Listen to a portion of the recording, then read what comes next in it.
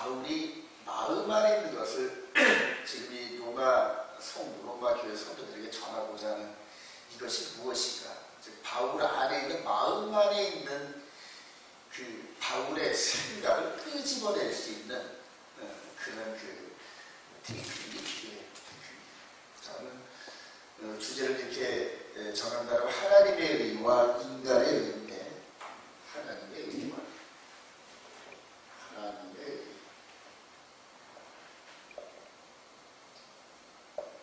인간의 의.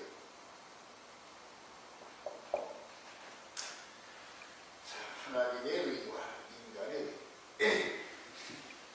저는 30년 전에 우리 아버님이 이렇게 제 앞에서 이렇게 인종하신 모습을 보면서 사람이 눈을 감는지 사람이 죽는 모습을 처음 봤었을 때, 물론 죽고 난 그런 그 부분들은 여러 번 봤지만 사람이 이렇게 살아있는 상태에서 숨이 끊어지는 이런 부분들을 그때 부모님을 통해 처음 봤었어요. 그래서 30대 초반의 나이에 죽음이 도대체 뭔가 모든 것을 걷어가 버리더라고요. 삶의 모든 것을 허무하게 만들고 모든 그 한 사람의 삶에 있는 모든 유를 무로 만들어 버리더라고요. 아무런 소용이 없더라고요. 삶에 있어서 우리가 살아있을 때는 유, 있을 유자. 이것이 죽는 그 순간에 이 무릎을 아무것도 아니다. 자, 그래서 죽음이 무엇이냐? 죽음이 도대체 무엇이냐? 그리고 죽음 이후에 뭔 세계가 있느냐? 어떤 세계가 있느냐? 이제 그때부터 30대 초반의 나이에 세상 말로 개똥 철학을 하기 시작해요. 철학. 이 철학이라는 건 이 속에 있는 생각들을 정리하는 거예요. 문명이라는 건 뭐냐면 이 보이고 먹고 마시고 입고 하는 이런 것들을 문명이라 해요. 철학은 이 속에 있는 생각, 인간의 생각을 다듬어 가지고 어떠한 그 결론을 도출하는 이것들은 이제 철학이라고 합니다. 근데 죽음이 도대체 뭐냐? 그때부터 이제 죽음의 세계를 연구하면서 이 죽음의 세계를 그럼 빠져나갈 수 있는 방법은 뭐냐? 뭐 이런 식으로 해가지고 그가 30년이 지난 이제 요즘에서야 이제 그 결론을 얻었어요. 죽음이 뭐냐? 죽음이 뭐냐? 이 죽음이라는 이 부분들은 다 영적 세계에 이런 보이지 않는 영적 세계에 이런 어떤 그 결과물들인데, 그렇게 해서 육신의 눈으로는 결코 보지 못하는 이 영의 세계의 이런 부분을 볼 수 있고 느낄 수 있고 확신할 수 있다는 이 자체가 얼마나 감사하죠. 얼마나 감사하죠. 바울 사도도 그랬을 거예요. 바울 사도. 자, 늘 여러분들에게 제가 그림을 그려드리지만 육신의 삶과 그다음에 이 영의 삶이 공존하는 거예요. 공존하는데 이 육신의 삶이 우리 눈에 보입니다. 하나님께서 그대로 이 영의 세계에다가 하나님의 뜻을 알려주시고, 그리고 이 영의 세계가 하나님의 뜻을 알면서 육신에 쌓여있는 이 죽음의 세계에서 벗어납니다. 사람이 한번 살다 죽는 것은, 즉 육신의 삶은 한번 죽는 것은 정한 것이다. 정한 것이다. 그다음에 심판이 있는데 그 심판이 바로 이 안에 있는 영이더라고요. 영. 근데 이 영의 세계를 우리 눈으로 볼 수 있는 방법이 없잖아요. 그러니까 전부 생각으로 이런 모든 것들을 봐야 하는데, 근데 이렇게 해서 정확한 것을 볼 수 있게끔 우리를 가이드할 수 있는 것은 오직 하나님의 기록되어진 말씀뿐이더라고요. 말씀뿐이더라고요. 자, 그때 맨 처음에 죽음이 뭔가 이런 것들을 찾으면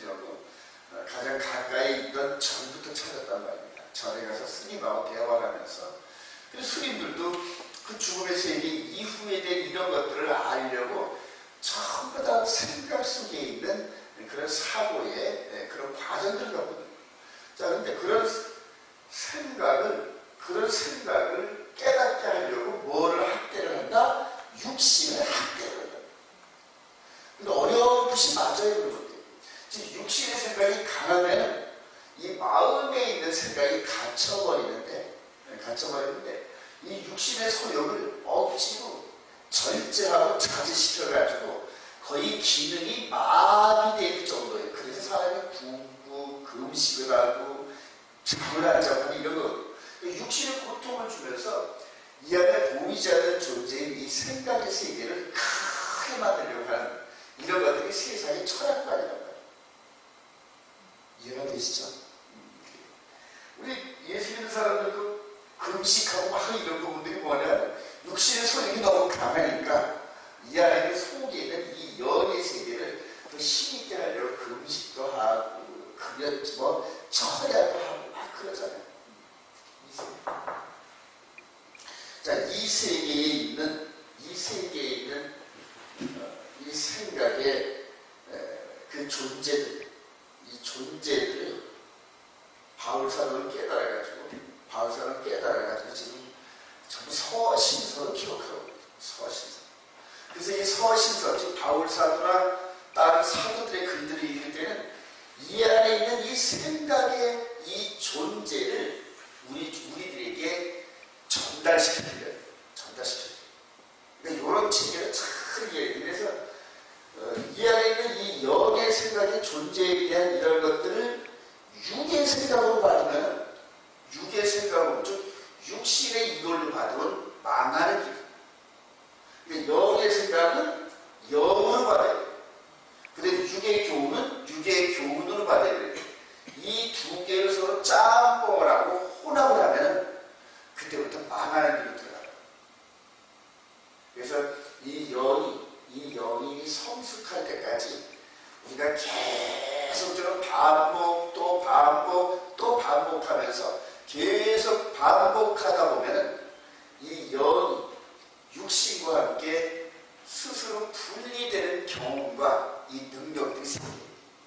즉 영의 생각, 육의 생각을 우리가 구분할 수 있는 그런 능력이 생깁니다. 자, 하나님의 의는 제가 늘 이렇게 그림을 잘 그리지만 에덴 동산에서 우리 인간들이 타락을 했던 그때부터 즉각적으로 우리 마음 안에다가 말씀을 집어넣으셨는데 그게 여자의 후손 발꿈치 사람. 자, 그렇게 해서 하나님의 말씀을 영이들이 이렇게 쭉 하고 그 다음에 이제 하나님의 말씀을 어겼던 우리 인간들은 어디로 떨어진다? 죽음으로 떨어진다. 자, 내가 이 열매를 먹는 날에는 정령 죽음. 자, 그래서 선악과 그 계명을 어긴 아담이 죽음으로 떨어졌는데 약 900년 이상을 살다가도 죽기는 죽었어. 하나님 같은 분은 죽었어. 계속 우리 모든 인간들이 그 후로 예수 그리스도가 오실 그때까지 이 죽음이 계속 왕노릇 하면서 특별히 오늘 이 아브라함과 이제 모세 시대를 이렇게 따져볼 텐데 하나님의 의는 하나님께서 선포하신 이 의는 완전한 의는 이 모세 이후로 우리에게 오실 예수 그리스도의 십자가가 이미 선언이 됐어요.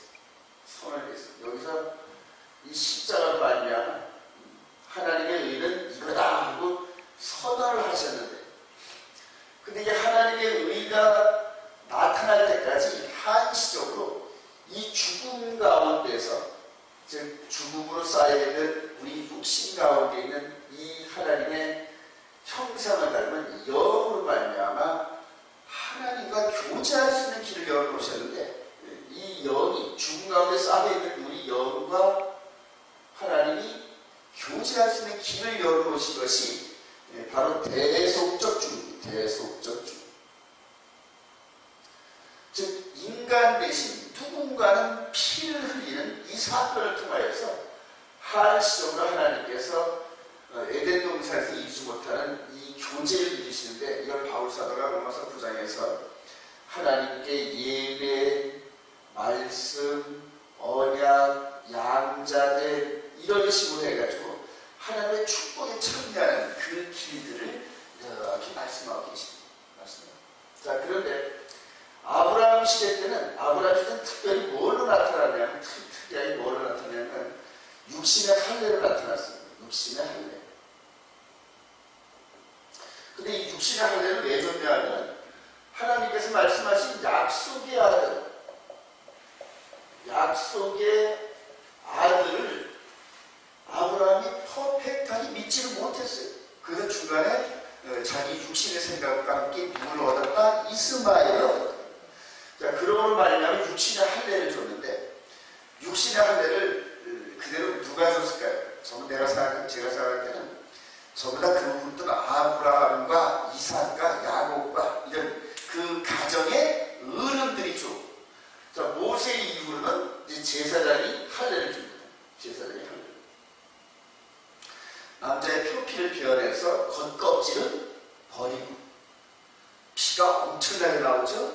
그 다음에 속에 있는 것들이 나타나면서 이 할례를 자주 주던 사람들은 거기에서 뭐가 생각할까요? 피 흘리고 버려지고 새 것이 태어나는.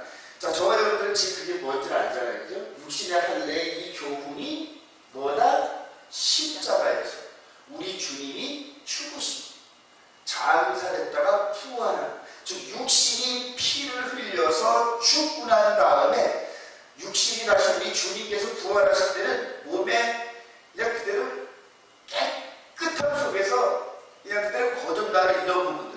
근데 육신의 할례를 자주 주던 사람이 우리 주님의 죽으심과 장사된과 부활을 보면은 두 개의 교훈이 무엇인가 일치된다는 것을 깨달은 겁니다. 이 육신의 할례는 계속적으로 약속의 아들을 지금 믿음으로 잘 믿었더라면 할례를 줄 필요가 없는데, 안 믿었기 때문에 피를 흘리는 그런 처벌 속에서 계속적으로 약속의 아들이 와서 이렇게 피를 흘리고 버려짐을 당했다가 다시 거듭난 이런 장면들을 계속해서 이스라엘 백성들을 통해 주신다. 이게 교훈이라고. 이게 교훈. 다음에 모세를 통하여서 짐승의 희생제사를 성전에서 이렇게 드려지는 이런 부분들인데, 계속 죄 없는 눈이 말똥말똥한 그 짐승이 목을 따라서 피를 흘리면서 죽는 이런 장면들을 통하여서 죄사함의 교훈을 주십니다. 죄사함. 이스라엘 백성들이 제사장을 통하여서 이렇게 그 피를 흘리고 죽는 그런 그 짐승과 그 옆에서 죄로 말미암아 하나님 앞에서 덜덜 떨고 있는 그 사람을 이렇게 지켜보면서, 이것도 나중에 십자가에서 피 흘려 죽으시는 우리 예수님과 함께 크로축을 하면, 아, 하나님께서 이렇게 해서 우리 인간들의 죄를 사하시는구나 하고 깨달으라고 주시는 뭐다? 이 교훈이라고. 저거 교훈. 그리고 나서 이 십자가가 나타났어요. 이런 모든 교훈의 몸통 대신 우리 주님이 나타나시다. 할렐루야. 하나님께서 계획하시고 이루어오신 십자가가 바로 하나님의 의였다. 근데 이전에 이 아브라함의 후손과 모세를 통하여서 구원받은 백성들이 행하던 육신의 할례와 짐승의 피 흘림의 제사를 계속적으로 적용하려고 이후 이 모든 교훈의 이 원형이 되시는 우리 예수님께서 흘리신 피가 있는데, 이 피를 인정을 안 하고, 이미 오셨는데 인정을 안 하고 육신의 할례를 하는 사람은 계속 살아요. 짐승의 피 제사를 드린 사람은 계속 드립니다.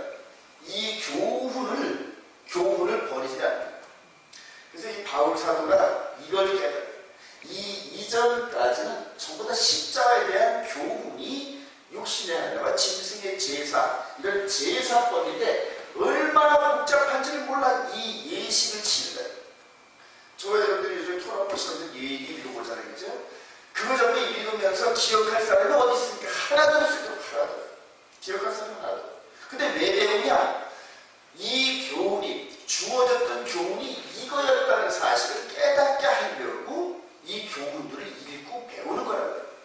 자, 그런데 실제 완전하게 이 십자를 통하여서 영의 세계의 대화의 길이 열리는 이거를 갖고 있는 우리 시대에 이거에 대한 공부를 너무 많이 하다 보니까, 치중을 하다 보니까 홀려버려요.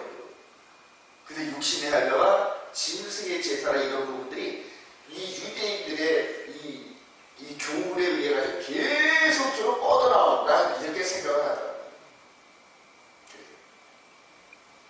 자, 우리 하나님의 의는 예수 그때 십자가를 통하여서 우리 마음에 이 주의 보혈을 뿌려주시고 이 죽었던 우리의 영혼을 소성시켜서 이제는 영과 진리로 예배하고 이렇게 예배, 양좌된 이런 여러 가지 축복과 이런 것들을 주시고자 하시는 뜻인 것 믿으시면 아멘.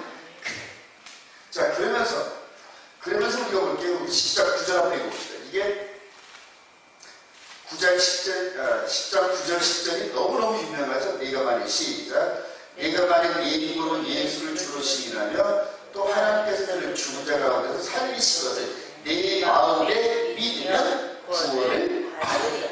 사람이 마음으로 믿어 의에 입으로 시인하여 구원에 이르느니라. 이게 뭔지 몰랐단 말이에요. 좋아요. 근데 내가 만일 내 입으로 예수를, 십자가에 달린 예수를 주로 시인하면 할렐루야 아멘이란 말이에요. 이 십자가에서 죽으신 예수님이 우리의 구주, 즉 남편 되신다는 그런 의미예요. 자, 그리고 예수를 주로 시인하면 또 하나님께서 그를 죽은 자 가운데서 살리신 것을 내 마음에 믿으면 구원을 받으리. 이게 뭐겠어요? 이게 마음의 할례란 말이에요. 마음의 할례. 이게 그리스도의 할례더라고요. 그리스도의. 이전에는 교훈을 주실 때는 아브라함의 후손들, 아브라함의 축복의 라인 안에 들어가는 길이 육신의 할례뿐이 없었어요. 육신의 할례를 안 하면 절대 못 들어갔습니다. 이 라인 안에. 근데 이제는 완전한 하나님의 의가 나타나서 이분을 믿고 이분과 함께 죽고 장사되고 부활하는, 즉 이분으로 시인하면서, 즉 내 생각 속에 있는 생각이 이분에 대한 소식을 듣고 이 구약에 있는 글들을 읽어보니까 이분을 얘기하는 것이었네, 깨닫는단 말이에요. 마음으로 믿어. 그러니까 마음으로 믿어지면서 이분으로 시인하면 이분과 함께 이 십자가에 매달려지고 장사되고 부활하는 그리스도의 할례가 이루어지더라. 할렐루야. 이때는 남자밖에 할례가 한 수밖에 없었어요. 근데 이제는 남자나 여자나 그 다음에 유대인이나 이방이나 할 것 없이 누구든지 이분과 함께 죽고 장사되고 부활하는, 즉 이분을 마음으로 믿어 의에 이르고 입으로 시인하여 구원하는 이 그리스도의 할례. 할렐루야. 이거더라고요. 이게 필요해요. 여러분들, 저와 여러분들이 여태까지 이 로마서 10장 9절 10절 사람이 마음으로 믿어 의에 이르고 입으로 시인하여 구원에 이르니라. 이게 정말 이분은 달달달 외치지만 친정한 의미가 뭔지 몰랐단 말이에요. 이게 친정한 의미죠. 근데 이런 바울 사도가 이런 얘기를 할 때 이게 그리스도, 이 십자가와 함께 육신의 할례를 두 개를 크로접시켰더라고요. 두 개. 이해가 되시죠? 근데 여기에 대한 육신의 할례를, 이런 것들을 통하여서 우리 주님이 죽으시고 장세되고 부활한 이런 것들을 두 교훈을 크로접시키면서 이분이 하나님의 의를 이뤘다. 근데 이제는 육신의 할례나 짐승의 제사는 무슨 의? 사람의 의였단 말이에요. 인간의 행함의 의. 행함의 의. 근데 인간의 행함의 의, 즉 율법의 행위로는 절대 의를 잃지 못해요. 왜냐? 육신으로 하는 일은 이 안에 있는 이 마음 안에 있는 것을 움직이지를 못하는, 즉 육신의 행함으로, 우리가 행함으로, 율법의 행함으로 절대 의에 이르지 못하는 게 이 마음 안에 있기 때문에, 이 마음 안에 있는 이것은 즉 하나님, 영이신 하나님께서 행하신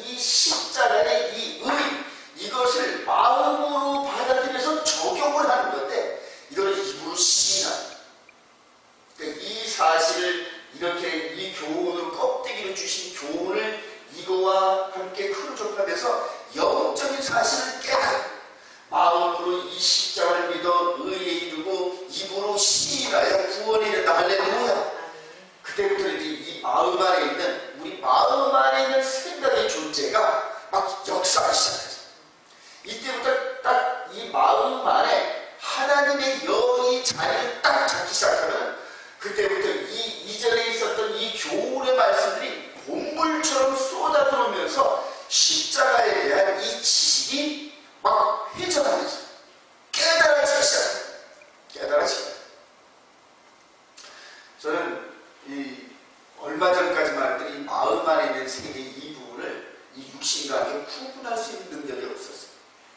근데 하나님의 말씀, 예수님의 십자가에 대한 이것을 믿고 그 다음에 이 교훈을 깨닫고 그 다음에 이 교훈을 순종하다 보니까, 즉 육신의 할례와 짐승의 피세 이 부분을 육신으로 순종하는 것이 아니라 마음으로 깨닫고 순종하다 보니까 그 다음부터 이 마음 안에 있는 세계를 깨닫게 되고 이 마음을 통제하기 시작했는데, 이 통제의 말씀이 뭐다? 언약이다. 하나님의 계명의 말씀을 이 마음으로 순종하게, 즉 마음의 세계에서 이 십자가를 통하여 하나님과 연결되기 시작합니다. 하나님의 진리의 말씀이 내 마음 안으로 계속 들어옵니다. 계속 들어옵니다. 할렐루야. 설명하기가 무지무지하게 힘들어요. 또 이해하기도 무지무지하게 힘들어요. 이게 바울 사도가 이렇게 해서 십자가 사건을 마음으로 믿어서 구원 얻으려는 이 구원의 엑기스, 이 생각의 엑기스를 전하기 위해서 많은 말들을 합니다. 많은 말들. 결론적으로 그래요. 이 로마서 10장에 내가 만일 내 입으로 예수를 주로 시인하고 또 하나님께서 그를 죽은 자 가운데서 살리시면서 내 마음에 믿으면 구원을 받으리라. 사람이 마음으로 믿어 의에 이르고 입으로 시인하여 구원에 이르느니라. 이게 바로 그리스도의 할례. 우리 골로새서 2장 11절 한번 가보시죠. 이제 다른 서신들도 다 마찬가지예요. 로마서에서 그렇게 구원의 핵심을 가르쳐주기 위해서 많은 말들을 하는 거예요. 많은 말들.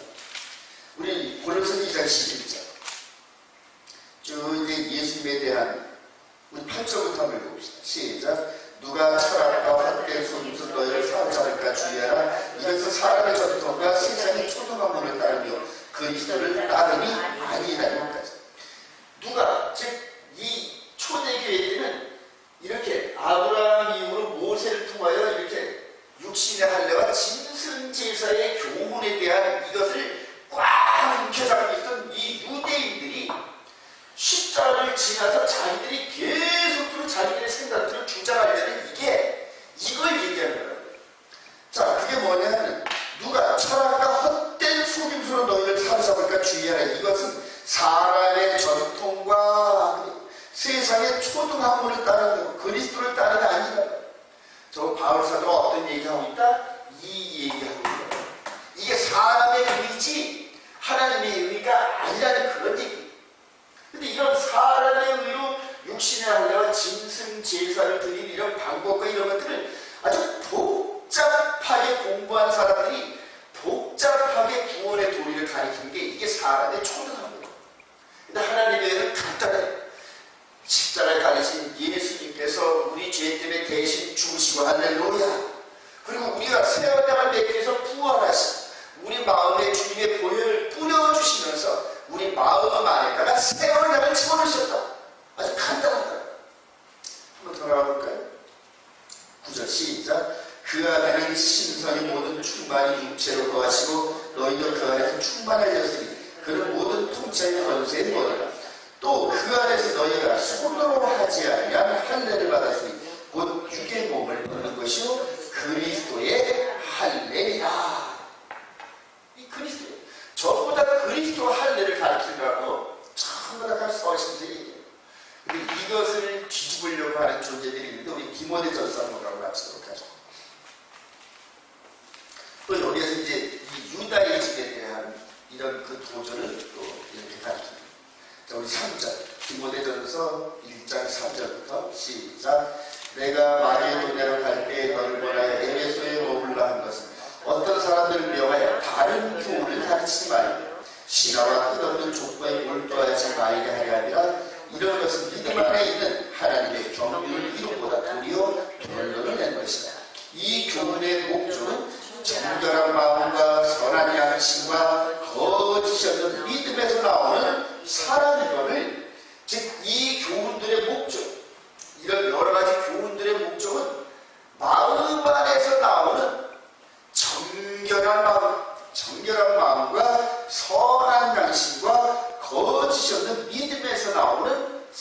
이거를, 즉 우리 마음 가운데서 영적으로 이루어지는 이런 것들을 액기스로 뽑아내기 위해서 주어진 교훈들이라. 이 교훈, 이런 교훈들의 마침표가 우리 주님의 십자가. 할렐루야.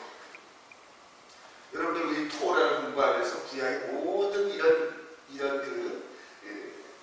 성경의 이런 모든 것들을 읽을 때 이런 모든 보이는 모든 육신의 교훈들, 이런 것들은 전부 다 예수님의 십자가를 통과하면서 어떤 세계를 뽑아내겠다? 마음 안에 있는 영의 세계에서 이 진실한 마음과 하나님의 마음을 닮아가는 이런 사랑의 모습으로 꼴지워지는 과정이 꼭 필요합니다. 꼭 필요해요. 저도 이번에 이 전용훈 목사님의 그 토라 포식의 이런 여러 가지 것들을 통해서 많은 걸 배웠는데, 이런 이전에 있었던 이 교훈은 예수님의 십자가를 통과하면서 우리 마음의 세계를 통제하시고 하나님의 거룩한 백성으로 이끌어가려는 그런 것을 깨달으시 믿으시기 바랍니다. 한 점만 더 확인하고 같이 들어도 로마서 10장 3절 4절 공부합니다.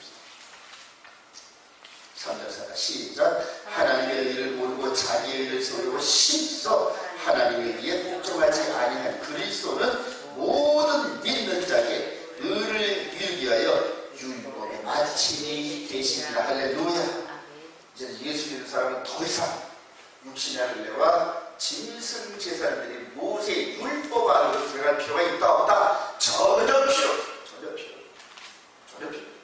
예수 그리스도의 완전한 율법으로 말미암아 저와 여러분들이 이 영혼의 이 마음의 세계에서 정말 깨끗하고 흠도 티도 없는 그런 모습으로 거듭난 저와 여러분이 될 줄로 확신합니다.